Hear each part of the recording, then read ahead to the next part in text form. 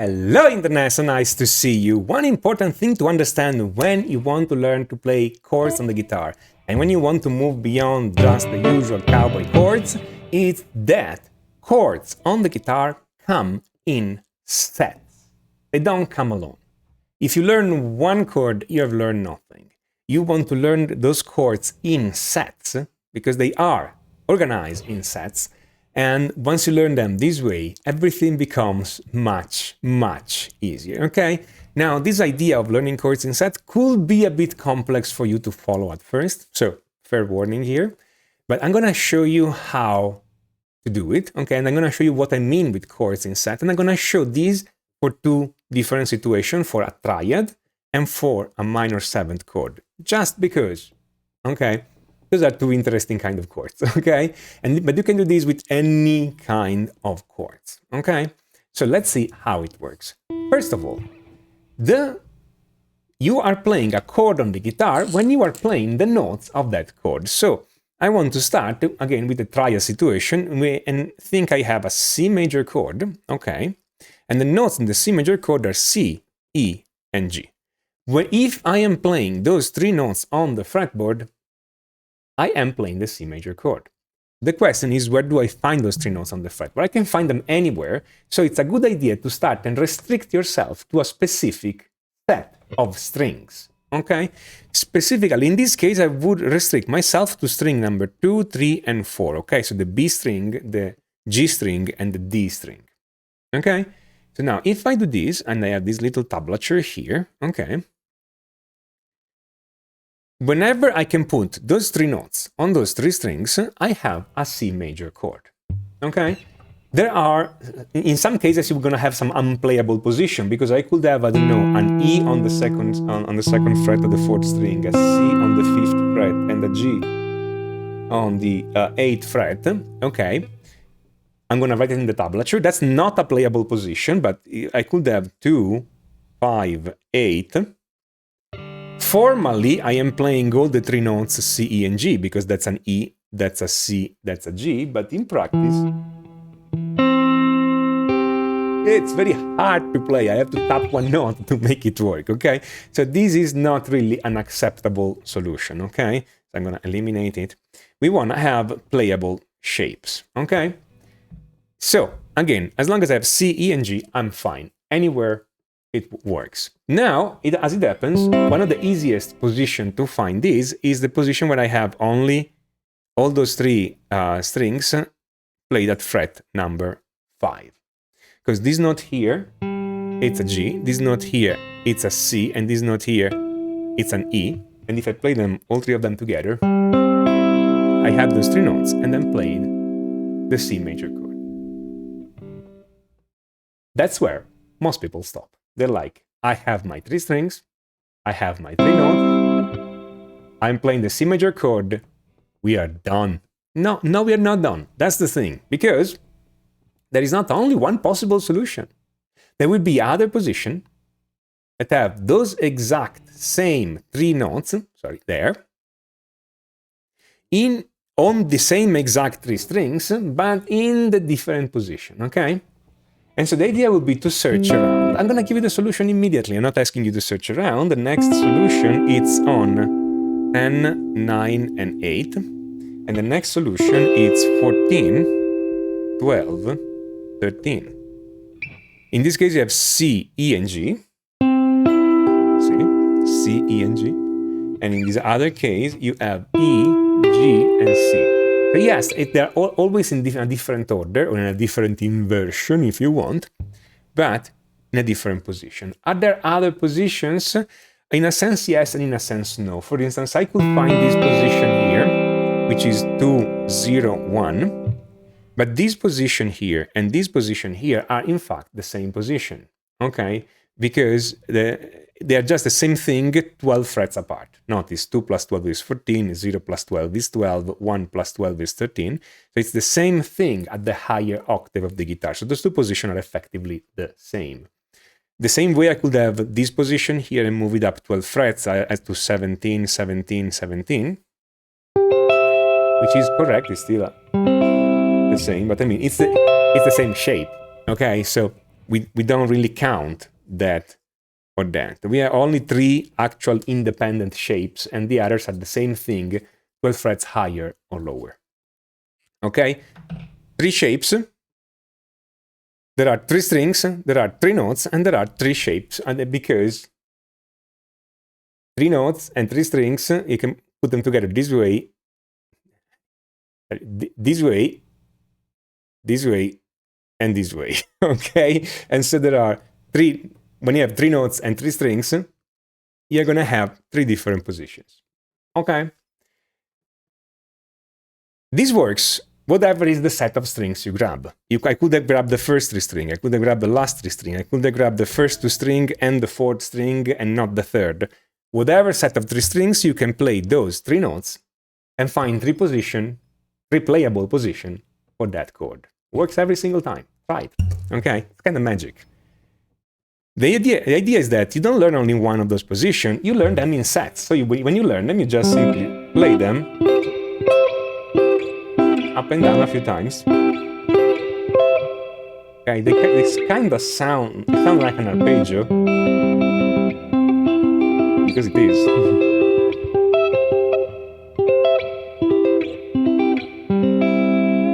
Okay, and this way you learn the set of positions, okay?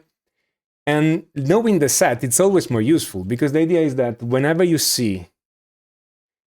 playing a piece of music and you see the C major as on the chord chart or the score or whatever, you can decide to play it here, or here, or here, or here, okay, or here, or anywhere on those 3 strings, and it sounds different because in a different position it's higher and lower, but you get the choice.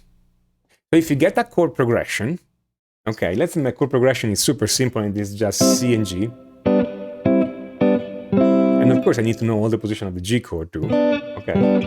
But I could play it C and G. Or I can play C and G. Or I can play C and G. Or I can play C and G. And if my chord progression is always C and G, C and G, C and G, I can change every time. So it's gonna be C, G, C, and G, and C, and G, and C, and G, and C, and G. Okay? And so even if the chord progression was C, C, C, C, G, G, G, G, and a normal guitar player will just use those 2 positions at a time, you have the variation. You can play it however you want, wherever you want in this set of strings. And so you have more control on how it sounds. Okay?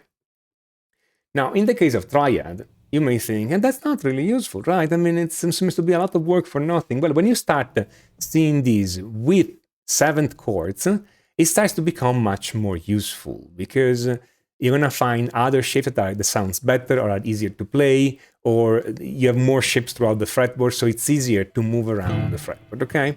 Basically, trust me, okay, learn the chords in sets, it helps you. Let's do the same game, essentially, for a minor 7th chord, okay? I'm gonna delete all these, okay? And I'm gonna write an A minor 7th chord. Okay, A minor 7th. The notes in the A minor 7th chord are A, C, E, and G. Okay, and I'm gonna play those. Again, I could pick anything. I could pick the first 4 strings. I have 4 notes, I need 4 strings. Or the last 4 strings, or I could play on the first 2 strings, jump 1, and then the next 2 strings. Or the first 3 strings, jump 1, and then the next string. I can do whatever I want. Right now, I'm gonna play them on the first 4 strings, okay?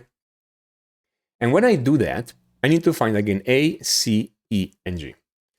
It may require a little bit of trial and error to find those positions, because you need to be able to find all those notes close by, because if the one note is here again, like before, if a note is here, one note is here, one note is here, whatever it is, it's not playable.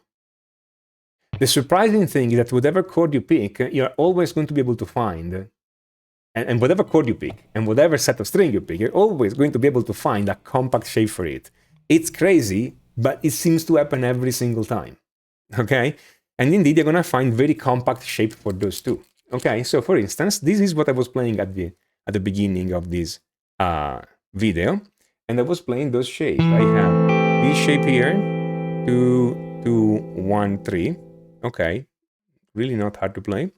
Then I have the easiest shape of them all, 5, 5, 5, 5. And I have the next shape, which is 7, 9, 8, 8. More than one way to finger this one, okay.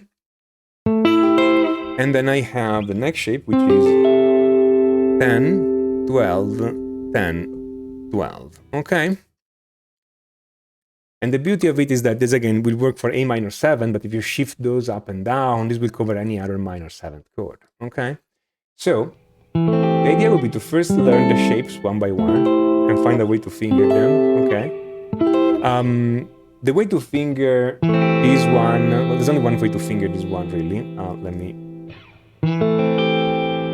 The way to finger this one, it's just with a bar. The way to finger the last one, it's this. Do the bar and then use the ring and use the bar on the 10th fret and use the ring and pinky to get the 12s.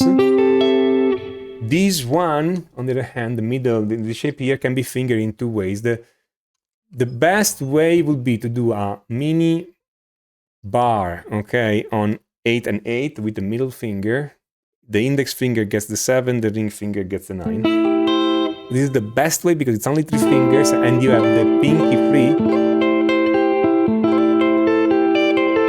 to hit some of the notes on string 1 and 2, other notes on string 1 and 2, which you may require later for other things. But another way to finger those is to have the middle on the second string, the ring on the first string, and the 9 is hit by the pinky. And so do this kind of thing here. So either this or this, and it's the same chord, okay? Okay.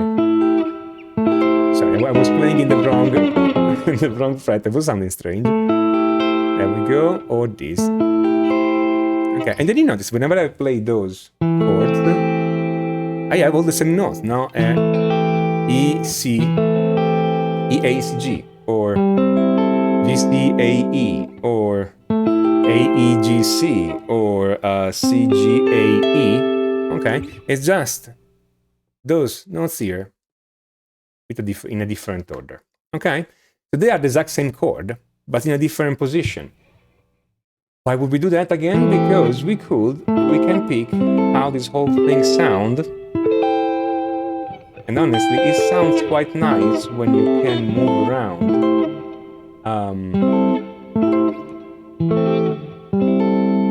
This way, or just going up, up, up, up, up, up, up, and down, down, down, down, down.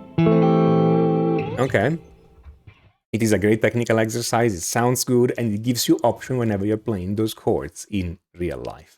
That's how professionals learn their chords, in sets, not one by one, okay?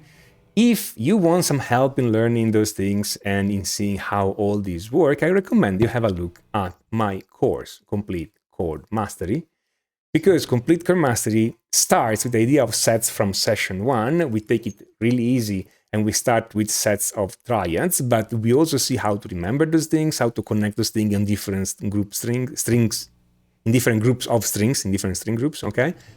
And how learning the chords in sets actually help you with connecting those chords together when you later play them in chord progression. There's plenty of practical exercises and you start sounding better from the very first session, okay?